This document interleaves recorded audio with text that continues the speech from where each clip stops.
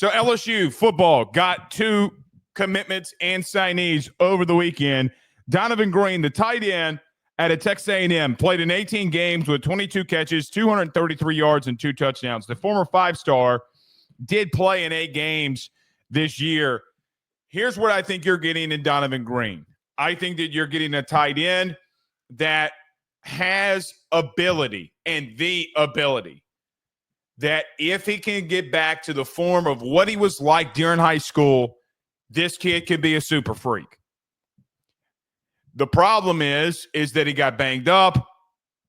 I mean, was really rough on a recovery for him, it seems like.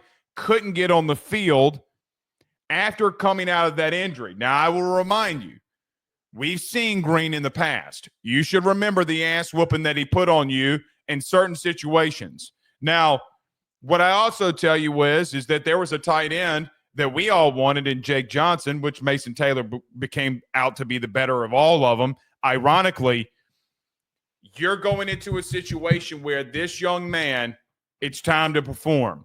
A young man that is married. I kind of found that out on following him today on social media. I think my man's going to go out here and try to give everything he's got because this could be around his final shot here. Now, he'd have 2 more years of eligibility to play. He took the red shirt, but he does have 2 years remaining. I think for a guy like Donovan Green, the athleticism, the ceiling is extremely high on him. I also believe that the ceiling can be extremely low for him, and you see him in situations or utilize him like you would do someone like a Kamarian Pimpton, right? Like that's how I feel like that role would go, especially because here's just the truth. You went out and got bona fide dudes at wide receiver the way that you feel. Chris Hilton, Aaron Anderson returns. Does some of these younger guys start showing up and be like, hey, man, I get it. Like, we did all this stuff, but this guy kind of came out of nowhere. He had a big offseason, and here he is. I don't know if any of that's going to happen. What I do know is that so many guys can be on the field. And you go and get Bauer Sharp. You go and get Trey'Dez Green. Or you have Trey'Dez Green. He's coming back for his second year, but you did go get him in high school. What do you do here? I think that you do need a blocking tight end. If that's how you're going to utilize him, I think he would see the field because he probably, of all of them, is more familiar with it, number one, being on the end line of scrimmage, and actually has shown in certain situations that he can do it. There also comes a part in time where I look at this and say, basically what you're doing is, and I'm going to call it like I see it, you're putting 3 athletic super freaks in a room and you're telling them, go win it. Be honest with you, good. Because I could see in a world where all 3 of them, if you told me at the end or the beginning of the 2025 season, hey, man, Donovan Green ran out there. I mean, he's had a big camp. Let's see what happens. I wouldn't be shocked because you have a guy that has so much potential. I think that you made a massive weakness with Mason Taylor entering the portal. Now you put yourself in a situation where that you could be building. Hell, what does J.D. LaFleur give you? I don't know. The interesting thing here is that I thought about when this one came through. It was pretty simple. The first thought that I had was, well, you don't even have a tight ends coach, and you got 2 tight ends. You got Bauer Sharp and you got Donovan Green. That does tell me a couple of things. Number one, you have mature guys at that position. One guy's going into his 4th year. Another guy's going into his 4th year, and he's married. So they're also – and I am married too. I don't say that in any ill will at all. I'm happy for him. I wish I would have met my wife 10 years earlier, right? Like I do. But there comes a situation where you don't even have a coach and you're recruiting that position based off of rankings at that position in the portal at a pretty damn high level. Your ceiling at tight end is immense. It's immense. Now, I'm not trying to tell LSU what to do, but you don't go get tight ends. Maybe you do. You don't go get tight ends, and you don't utilize Bauer, Sharp, and Tamarcus Green to not utilize them. I think you want weapons at your disposal, and I don't know what Donovan Green comes in here and does. But I know one thing. I've seen him on the end line of scrimmage blocking, even after injury. And quite frankly, he's better than what you got. I'm just going to call it like I see it. It also moves Bo Borderline back to the offensive line.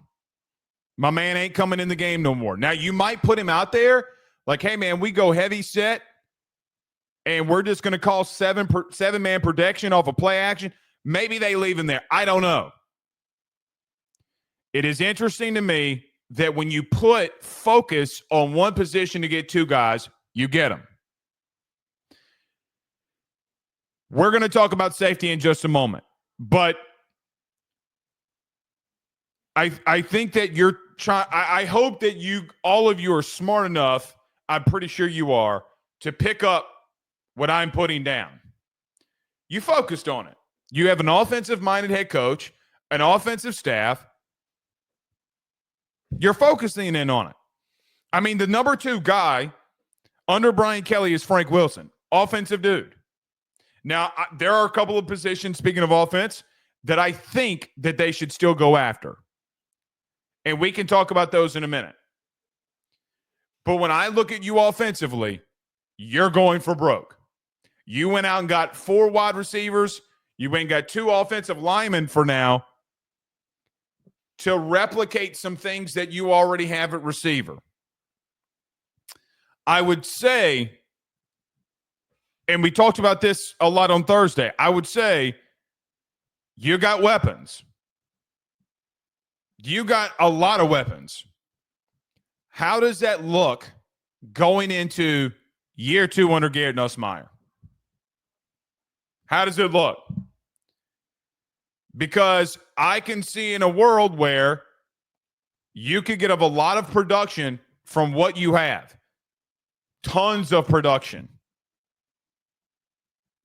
If you're going to throw the football a lot, you're going to need him to do that. So Donovan Green, look, man, coming back from injury, he didn't get a catch. I don't know how the injury went, but I mean, a guy that was literally a super freak gets hurt, very bad injury on a knee. Mike Elko, coaching change. The guy stays there. He bows it out. He puts his head down. He gets to work, and he's not utilized. And if I'm just being frank, outside of what Texas A&M did to you, their offense sucked a lot this year. It sucked a lot, and a lot of key, massive moments. So I don't think that he's to blame. System change. Do you need to go 12 personnel and start effing somebody up? And I would love to add this too. I think for you to be a national championship team football-wise, you're the first thing that you got to start off by doing is running the football.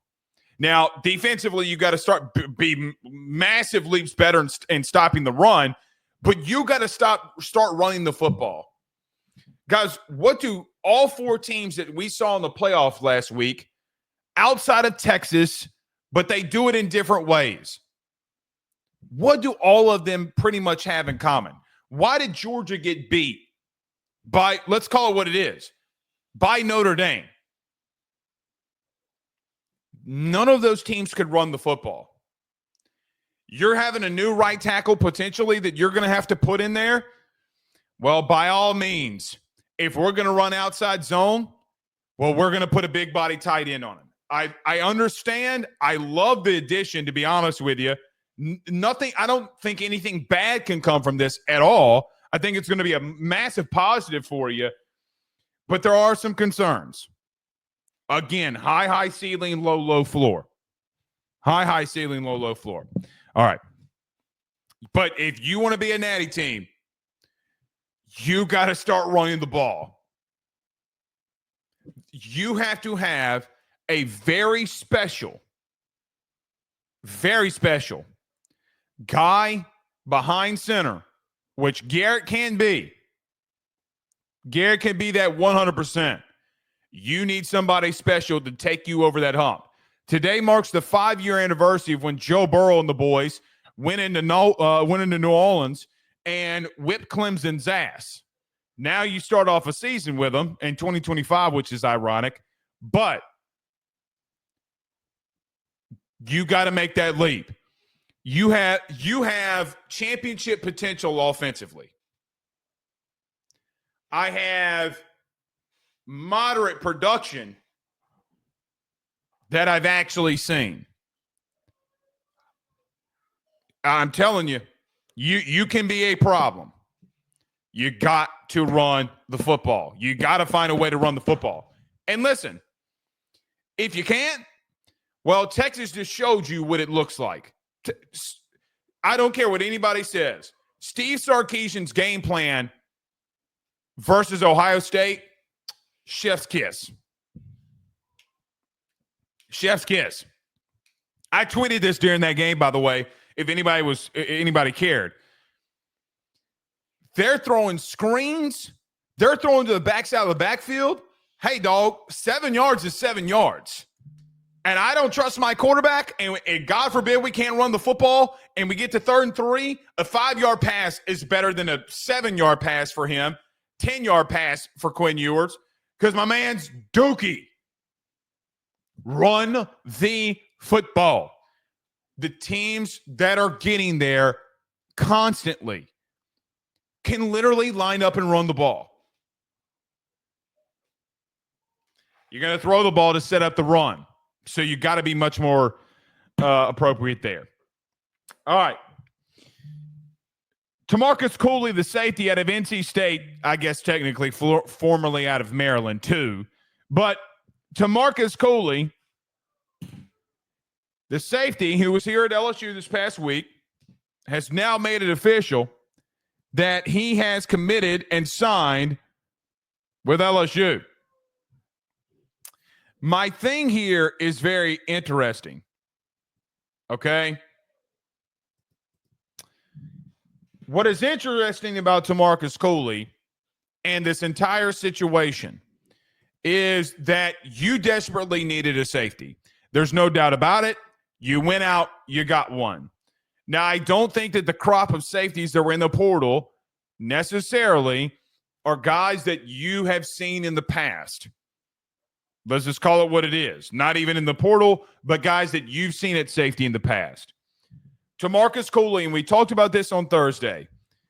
My man's got production, some production, and you can watch him and see the athleticism that he has. You don't come down with 3 interceptions the way that he did by just being out of position.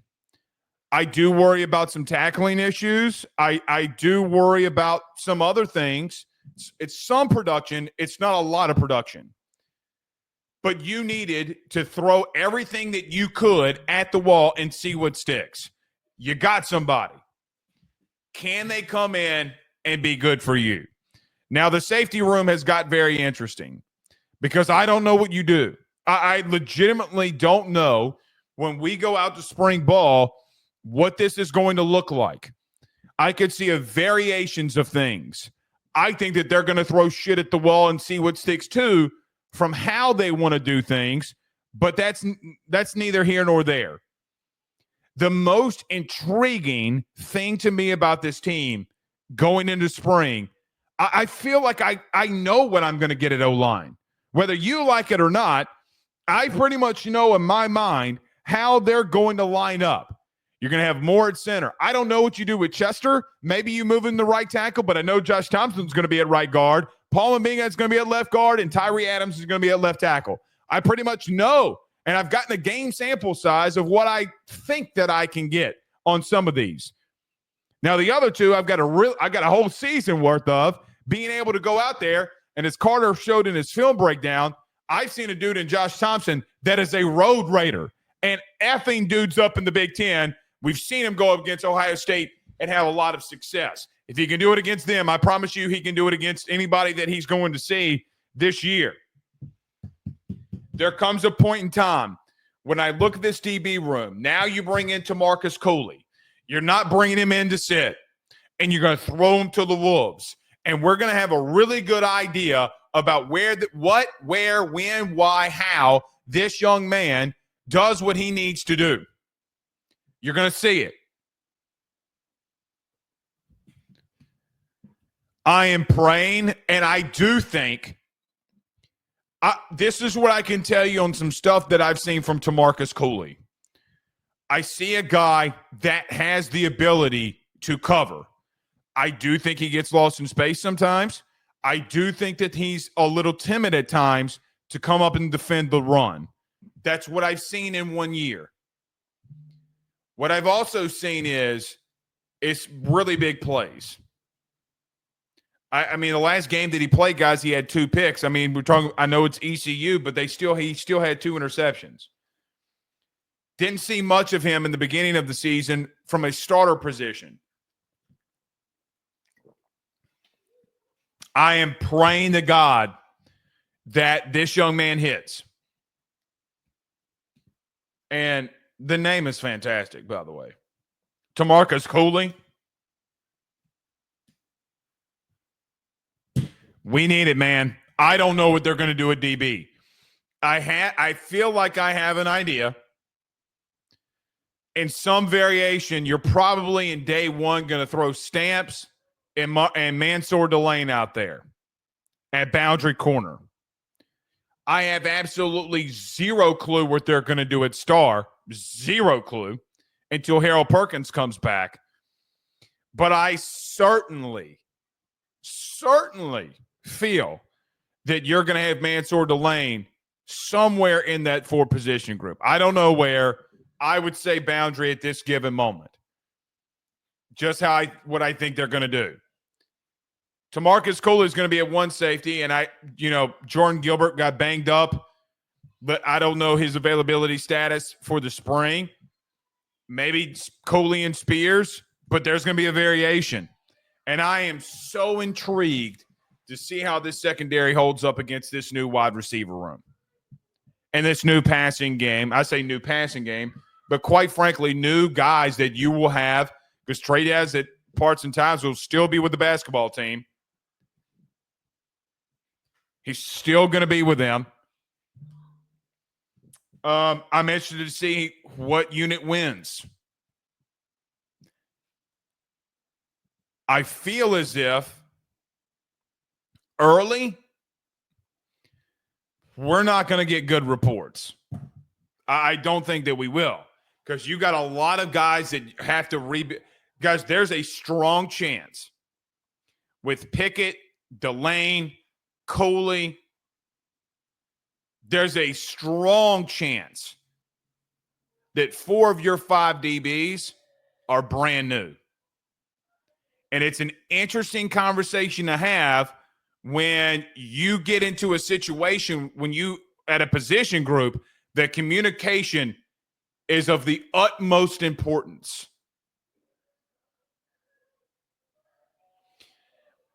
I need to see Tamarcus Cooley on the field, man. I need to see him here. So I know a lot of people are happy about it. I know a lot of people are happy that they got a safety. I am too. I got to see it. That is the real coming out. I'm not bluffing. I'm not playing around. I'm dead serious. This isn't, I'm not saying this for show. Some of you have been commenting on stuff saying, oh, he's just doing this for show. I'm not doing this one for show. If you do not get that position group fixed, you are in trouble. I think that Cooley can cover. And I think that if you utilize him and he does what I feel like he can do, you can put yourself in some man-on-man situations and send the heat. And I think that that's what you're going to prepare to do. I think you need to be prepared for Blake Baker doing what he did at Mizzou. I don't feel like he had the pieces. Or let me back up. I don't feel like that he felt that he had the pieces just by his play calling. When guys are so aggressive at one place, and then guys, I know Blake's in a lot of pressure this year. He ain't that ain't shit. Guys, remember the second half against Mizzou when Jaden kept scrambling and would get hit late and he's like throwing on man. They sent blitzes at his ass all third quarter. And Jaden started dotting them I's and crossing them T's and effing them up. And Blake backed out. But that ain't him, man. That Tennessee game from 2 years ago, they blitzed Joe Mixon on 98% of the plays. 98. I remember that. Me and Joe were just like talking about it. 98. Bullshizite. You got to have guys at safety that can cover and maybe be a big body guy that can cover a tight end. Got to be able to tackle in the SEC. You got to be able to tackle. I hope that all of these guys, by the way, this is the third time that I've mentioned this. I want to bring it up again.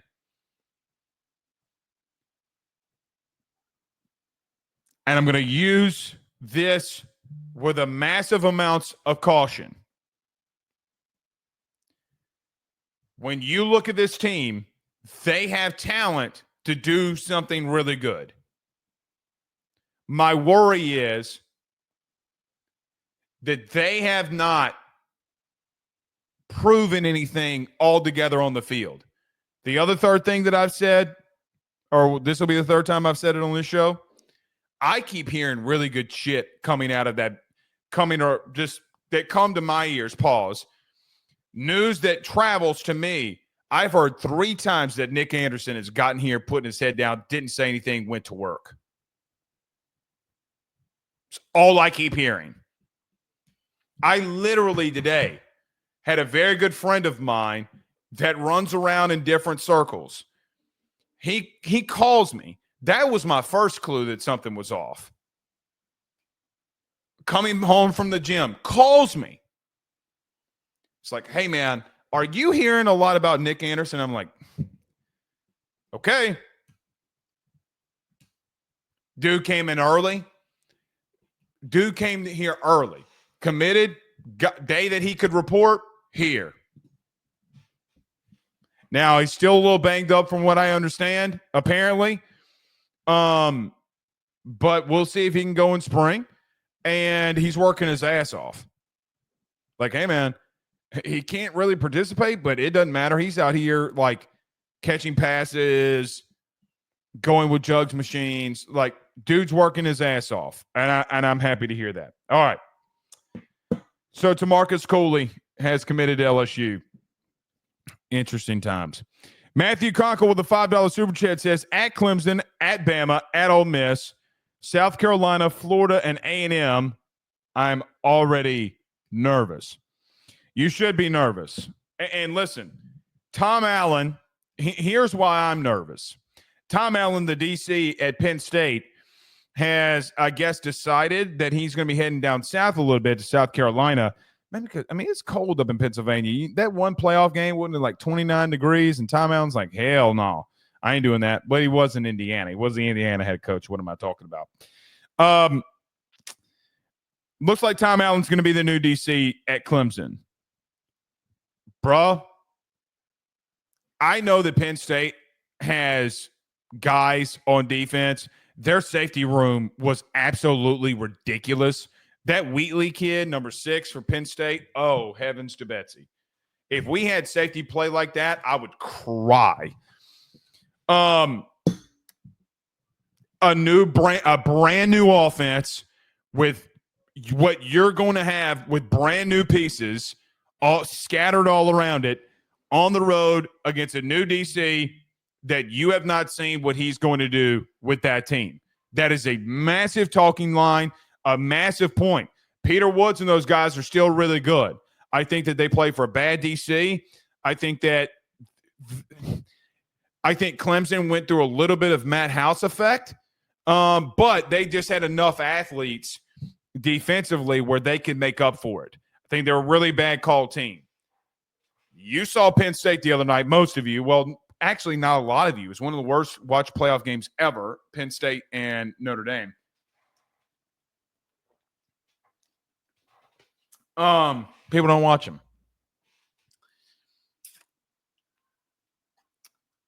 It's interesting that Bama and Vandy got more viewers than that game, by the way. Bama got 22 million viewers when they went down. So stupid. Penn State defensively is really freaking good. They were arguably the only team that I had seen all year personally, because we talk a lot about Ohio State on Ruffino and Joe Show. Really and truthfully, they were the only team that I felt like they could go man-to-man, corner for corner on Ohio State.